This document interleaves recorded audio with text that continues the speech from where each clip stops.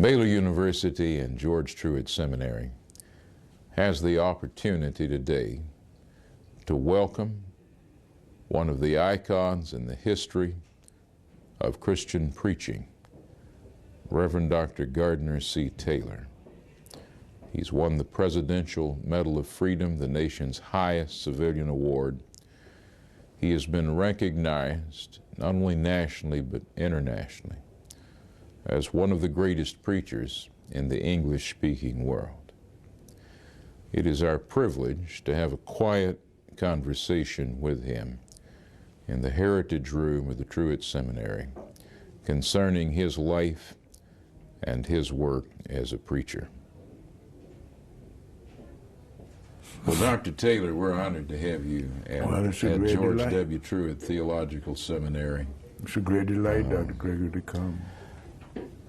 It's our hope to have a conversation with you about both preaching and your life. You've been named by Time magazine, by Ebony, by other magazines, as well as by the Baylor University Survey of Great Preachers. It's one of the most effective preachers in the English-speaking language. If you were to get to the heart of what you think makes authentic biblical preaching, what could you tell us? Well, first, I could want that I had been more authentic. I think love of God and man, love of God as we've seen him in Jesus Christ, love of God and man, I think is the combination that makes for real preaching. And a reading of the gospel, now an understanding of the gospel. And I think, Dr. Gregory, as you would well know, that each person brings to the gospel his or her own angle of vision. And our angle of vision is shaped by both nature and nurture, by what we are born with and by what we are conditioned by in our experience. And I think that makes, and this is what gives to every preacher a uniqueness, because the exact response to environment, the exact response to genetics is not made by any two people. I have used over at Sher, where I'm doing a little teaching, the thumbprint. This way out on the edge of personality has never been reproduced, and it never will be seen again. So they tell me in the history of the world. And if out the edge, without which we could go on, hopefully not happen to, but could go on without it, if this is unique in all of human history, my God, when you get into the mind and heart, what you must be dealing with. You served for a heroic tenure at the Concord Church in Brooklyn.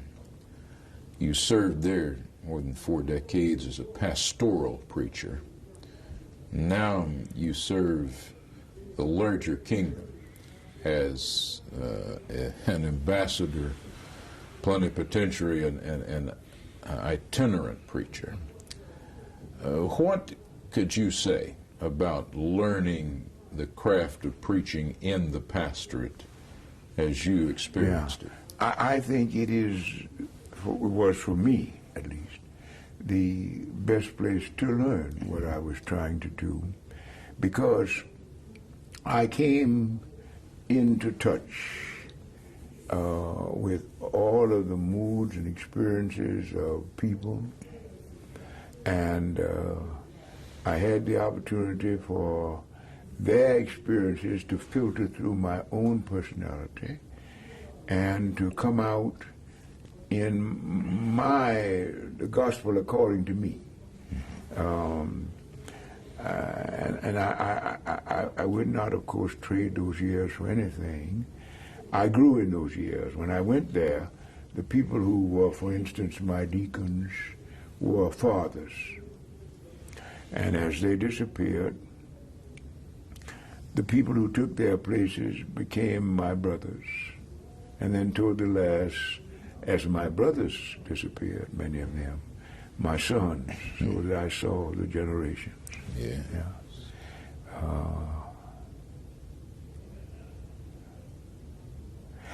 And that psalm comes back to mind, Lord, thou hast been our, Lord, thou hast been our help in all generations. Yeah.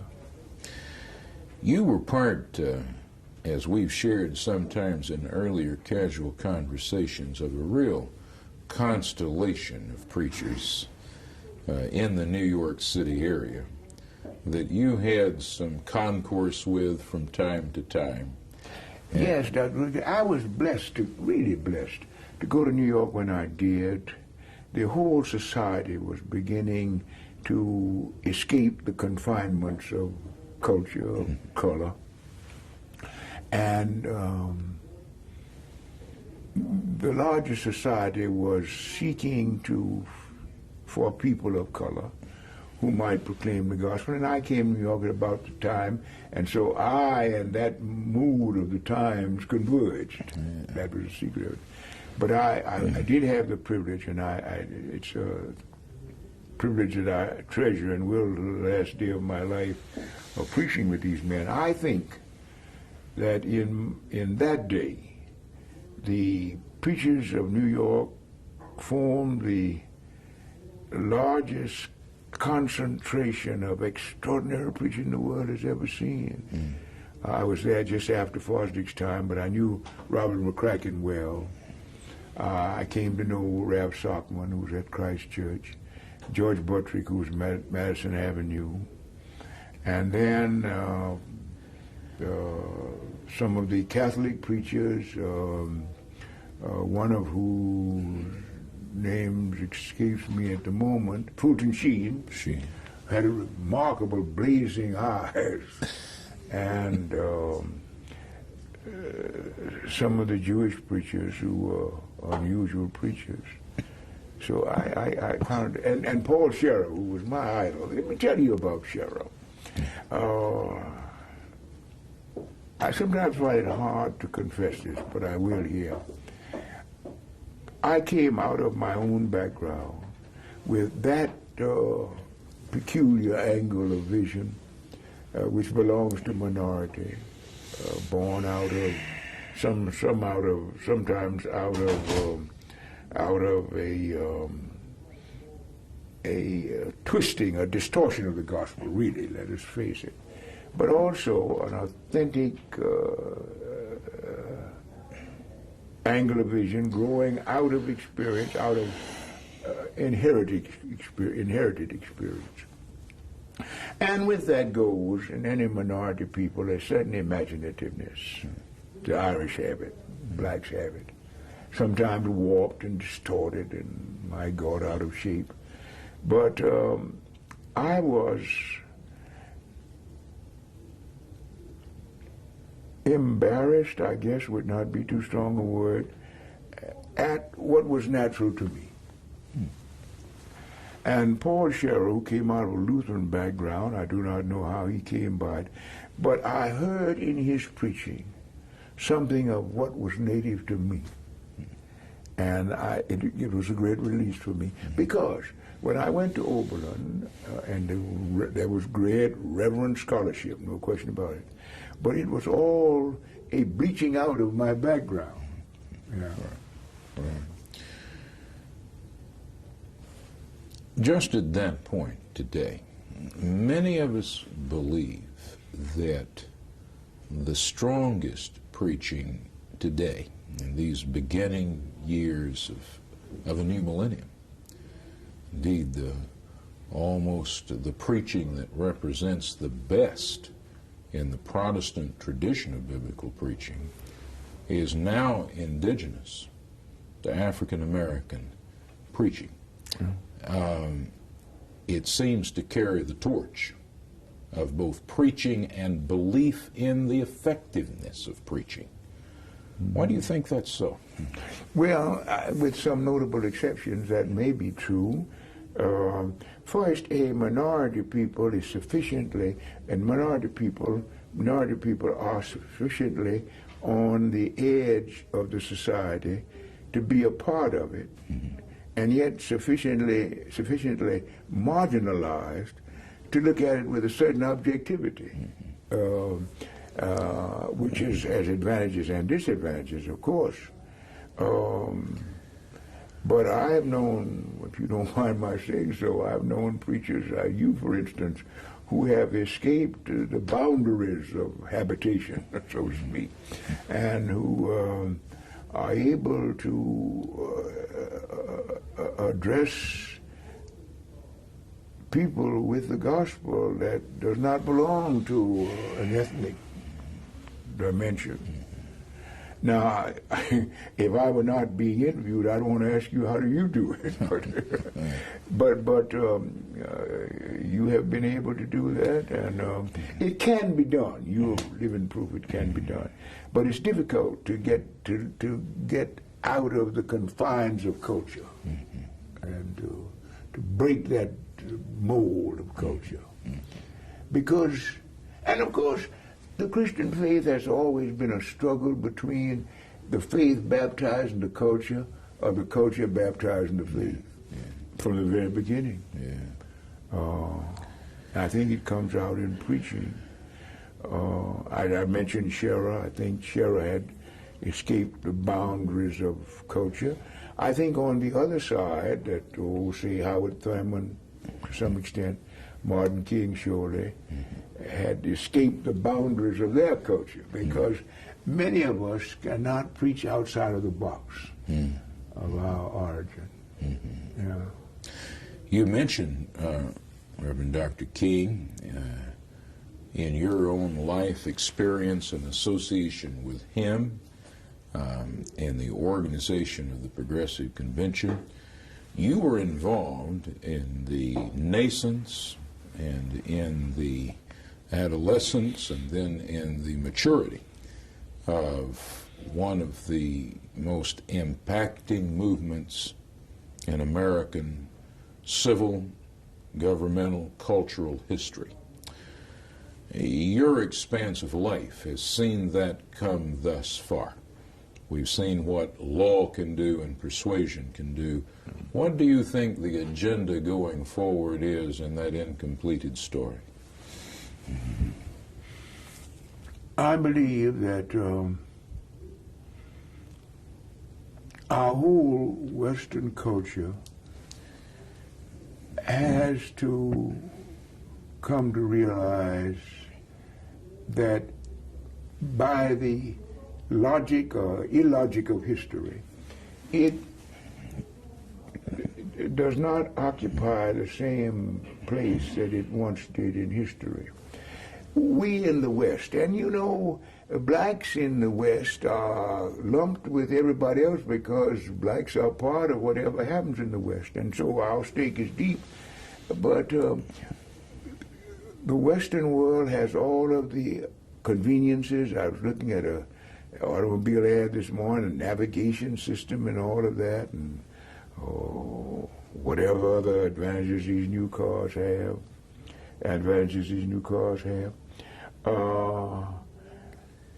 But the people in the other part of the world has all of the fuel to supply all of this. So here we are, caught with all the tremendous inventions, innovations, conveniences, but without the means to fuel them. It seems like, again, the God of history is working strange things among us humans. Yes, indeed. You've been an icon and a mentor to so many younger preachers. And as they'll be sharing years ahead this interview, what do you say, inevitably and probably daily, when young preachers ask you for advice, for counsel in shaping their ministry? I think one of the problems of ministry is vanity, and escaping that awful temptation to push the Lord Christ out of center in his church, which won't work. And the attempt to, by whatever means, by articulation or by glibness of tongue or by exaggeration of gesture or by bizarre clothing, whatever, pushing the Lord out in his house. Yeah. That's the problem. Yeah. And there's a great temptation to be vain. And there's a wonderful story about Frederick Robertson, the English preacher, who came out of his pulpit at Trinity Church in Brighton, I guess. Came out of the pulpit, and a woman said, Rector, that was a wonderful sermon. He said, thank you, madam. The devil has already told me so. That's a great ending. Well, you, every time I've heard you in preaching, there's a combination in your preaching that I would observe of classic Christian devotion and mysticism, but I've never heard you in any venue at the same time miss an opportunity to make a pointed and trenchant social commentary on something, and you've never divorced those two. You've kept them together, root and flower. How do you feel about that? I thank you for that. I could wish I'd done it more, but what God has joined together, let no man put asunder. And we are born individuals. Our individuality, as I said, from this thumbprint is a given. But we are also born into a community, first a family and then on out. And it is impossible to separate us from that community because we are partly shaped by that. But we must never lose the fact that we are individual souls, and while we are joined in community, and I am near this, so I realize it poignantly, we leave here one by one. And sometimes through crevices so narrow that we get scarred in leaving, the pains of death. So that even though we were twins, one by one, so that at the beginning, at the end, we are individuals. But at the beginning and the end, we are also caught in our social complex. And all through our lives, we are part of a community. And I think preaching has to do both. I think somebody has said that preaching that does not begin with the individual does not begin. Well, I've added that preaching that ends with the individual ends. Either way. And, so we're not an either or, we are both and. Yeah. In our generation, there has been more interplay and discussion than in some generations of the relationship between church and state, or one might say preachers and politicians, faith and government. What has been your developed philosophy about preacher and politician, church and state? It is, Dr. Gregory, a delicate issue. Yeah. And I was once involved in New York political scene, was leader of my party in Kings County, which was the strongest political organization other than the Chicago organization, Cook County. And there is a problem with it. One tends to be colored by that. And to the extent one is, one's gospel is compromised. On the other hand, to stand aloof from it is to divorce one's preaching and one's person from that existence in which all of us are caught. So one must, I think, try to be faithful to the gospel and participant in the society, inevitably almost failing, and so leaning upon God's grace. It is not an easy way to go. Yes. Dr. Taylor, as you look at the sweep of Christian preaching,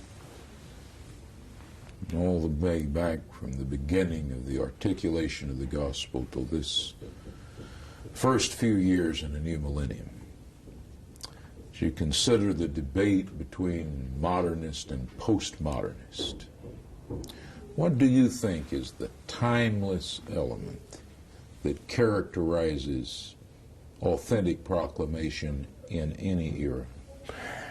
Well, the gospel has an amazing capacity for adaptation. I don't like that either. It does not adapt itself to changing circumstance. Changing circumstances themselves participate in a need for the gospel. If I'm a little awkward there. So that one does not have to make the gospel relevant to a time. The gospel is relevant. One has to see the relevance, and one has to imbibe, one has to become a part of the relevance, and in one's preaching it must be there. But the gospel does not belong to any one time sphere or any one mood. In postmodernism, we have, I think, a great spiritual hunger. New Age and whatnot. And people are searching for their relationship to God, sometimes in very indirect and strange ways, but searching. I remember in New York, the Flower Children were looking for some authenticity. But there is no authenticity apart from our being the sons and daughters of God. Yes. Well, indeed. Well, you certainly, Dr. Taylor, have demonstrated a ministry that has reached across modernism to postmodernism, across culture and across this planet. We're honored at Baylor University as a whole, and particularly here at George W. Truett Theological Seminary, to welcome you. Thank you. You bear a noble name, and I know all of you are living up to it. Thank you, sir. God bless you.